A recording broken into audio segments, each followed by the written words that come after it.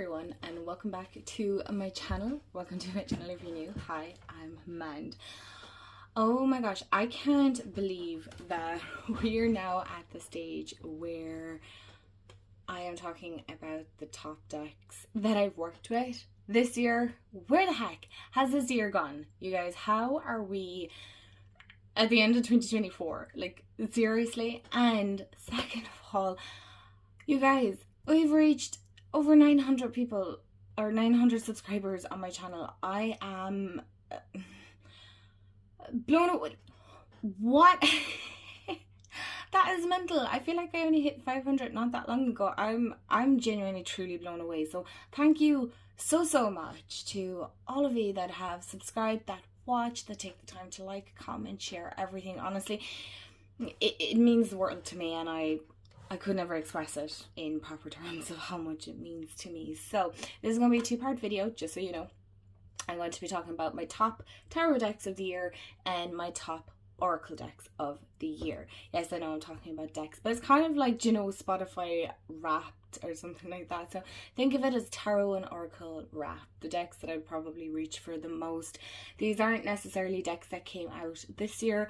I didn't want to do the top decks that I bought this year because honestly I lost track of what decks I did buy. I didn't buy a whole pile, to be honest. I did pretty well. Good enough, you know.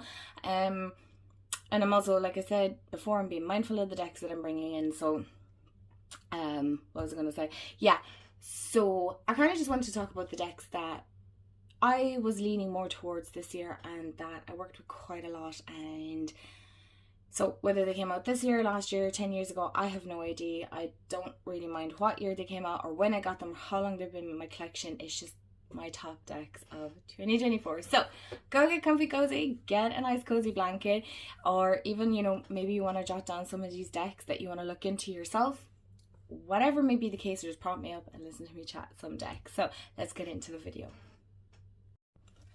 So in this video we're going to chat about some tarot decks that I leaned for or I reached for quite a lot. Now before anyone says anything, or if you're thinking, oh my gosh, she's going to include the Green Witch Tarot, I actually didn't. I was debating it because it was a deck that I used quite a lot this year, but I decided not to. You guys know how much I love that deck. That deck will always be in every top video you can imagine, so I didn't include it this time.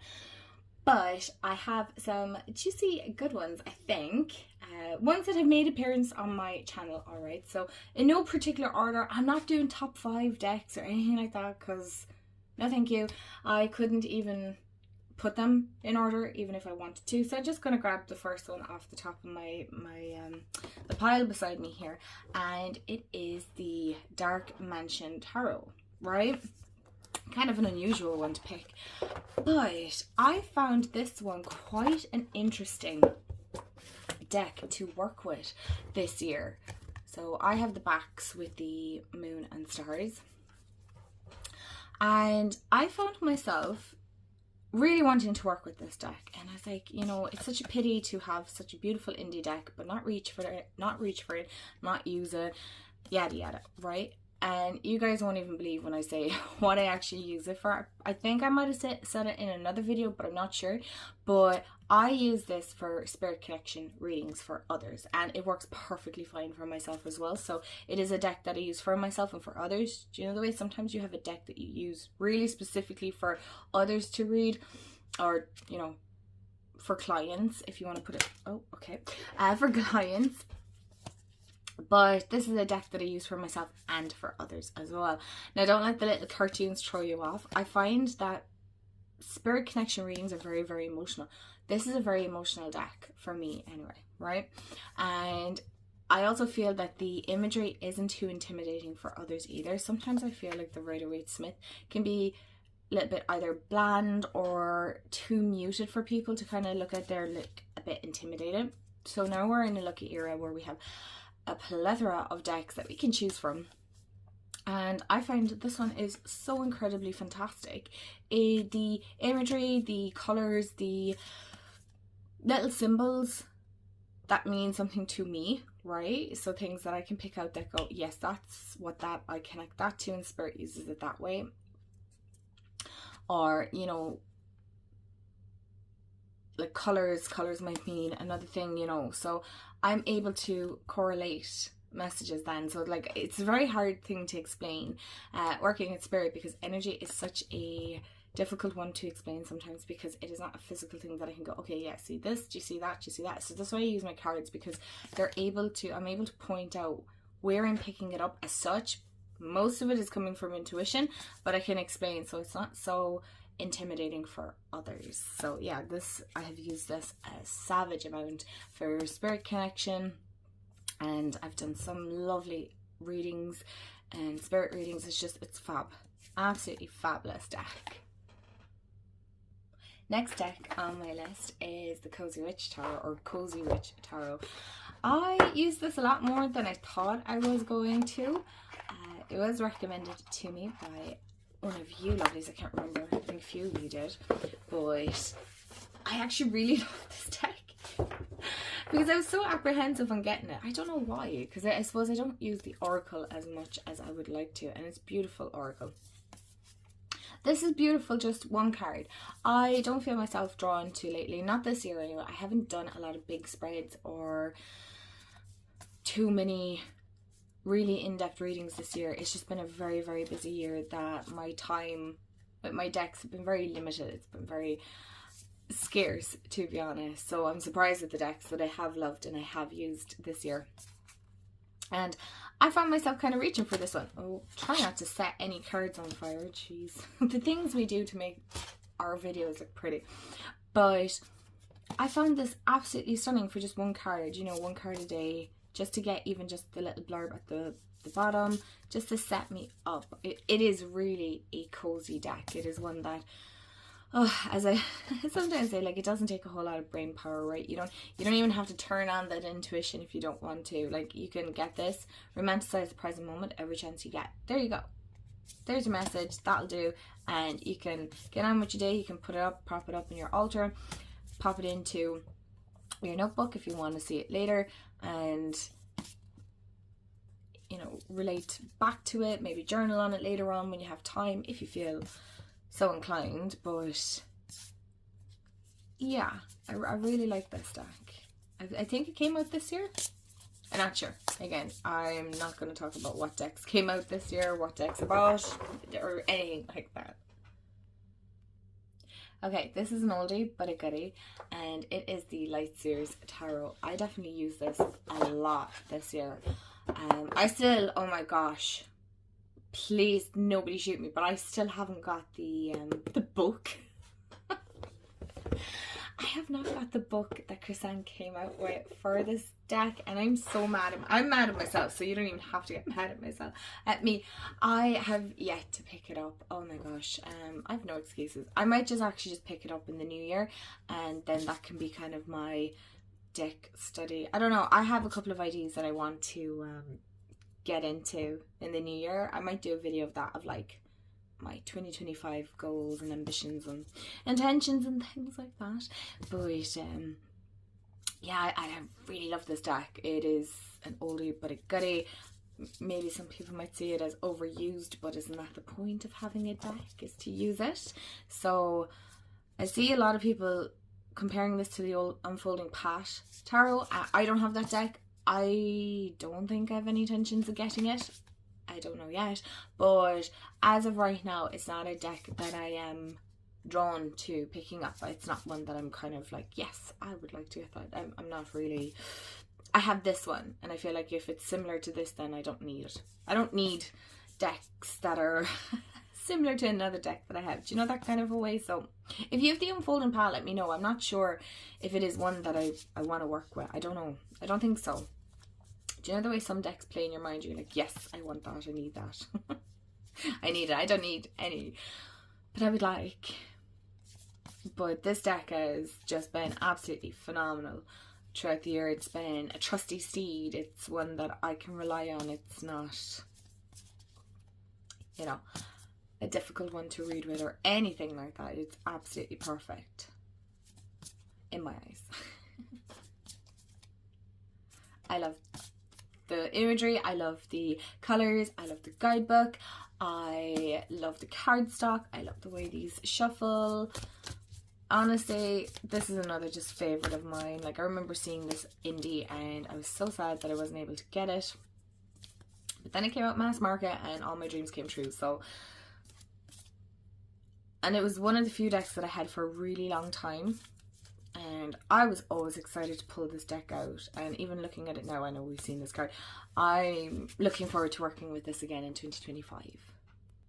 Alright, so I think this is actually a new deck that did come out this year.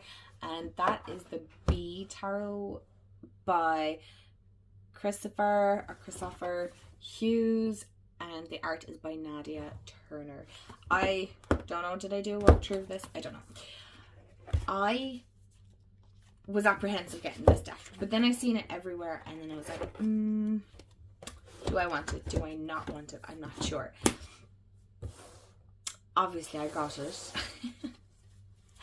And this is the back. It is a linen cardstock. I know it's not for everyone, but I quite like it. This was an amazing deck to work with. Now, I'm not a big lover of bees, right? But I have to say, the Bumblebee, oh my gosh, you could totally work with this time of year. But anyway, what a surprise. I didn't even realize. But I had a ridiculous amount of bumblebees this year because I took up planting flowers and looking after flowers and things like that. And like, I have a few pots at the front of our house. So yeah, that was my kind of little summer thing that I was doing. And I had a ridiculous amount of bees because, you know, bees love flowers. And I found them extremely cute. I'm not here for wasps. They can go away. No, thank you. But I found myself with a new appreciation for bees because we actually need them for the environment and for ourselves. They're quite important. And I just love the artwork in this. It's so beautiful. It's so homemade. It's very cozy. Please don't let the little bees put you off because they're genuinely not that bad. There's a few cards that kind of make me go, ugh. Give me little shivers, but for the most part, I don't find it what's the word I'm looking for? Creepy or disgusting or anything like that. I quite enjoy it. And I do look forward to working on it again in the new year. It's not a deck that I'm going to pick up for this year. Okay, so they do look a little bit weird and a little bit odd, but the guidebook is quite massive, as it is with Llewellyn, but it's well worth getting if you're inclined to. I'm not trying to pressure anybody. You should get it. No, it's well worth getting if this is something that kind of makes you go, I'm not here for the bees. The guidebook in of itself is quite good, and the imagery, it even just reads beautifully. You know, here, let me put out some cards for you to have a look at, if you can see them, because I know the glare is something else today. Yeah, of course it is. Thank you, window. Okay, well, this isn't inclined to work with me today. But you can kind of, here, I'll put these side by side like this, so you can kind of get an idea that it works beautifully. It really does, and it's one that I thoroughly enjoyed working with this year. And last but certainly not least on my list is the Wildwood Tarot by Mark Ryan and John Matthews, and the cards are illustrated by Will Worthington.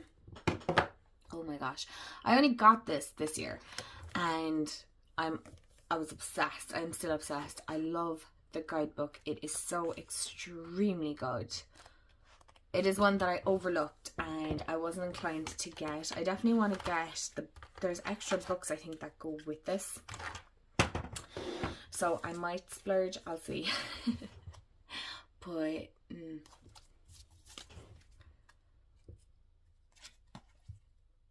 I love this. I love the earthiness of it. I love the kind of more pagan themes to it. I loved the nature, the sacredness, the kind of going back to your roots. because for those of you that might not know, I am from Ireland, right? So we would have had quite a big pagan druid influence here.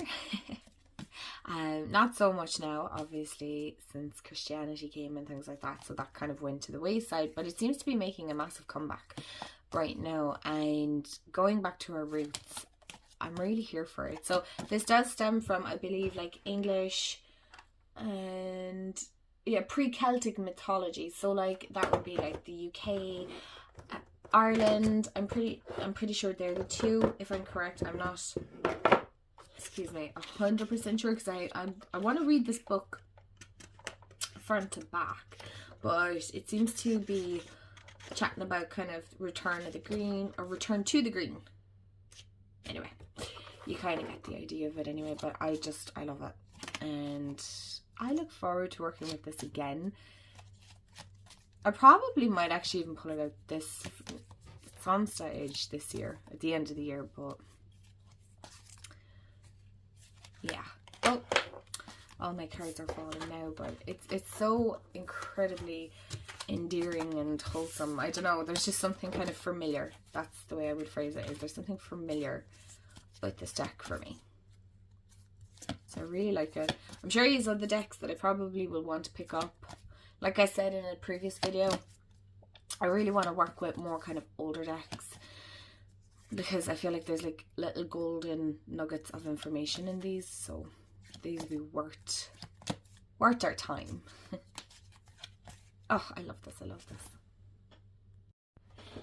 So they are like the top decks that I would have chosen for myself for this year. I'm sure maybe some of them are a little bit surprising, maybe others aren't. But yeah, these are kind of decks that I'm looking at from the past year that I'm like, yes, I love these the most. And I look forward to see what 2025 brings and the decks that kind of come up and things like that. So I'm excited for that. What decks are you looking forward to that are either coming out in 2025, or maybe you have decks on your wish list that you're getting for Christmas? Yeah, I'd love to hear. Let me know if there's any other decks that you feel like are similar to this and you think I might like. Please let me know in the comments below. I would love to know.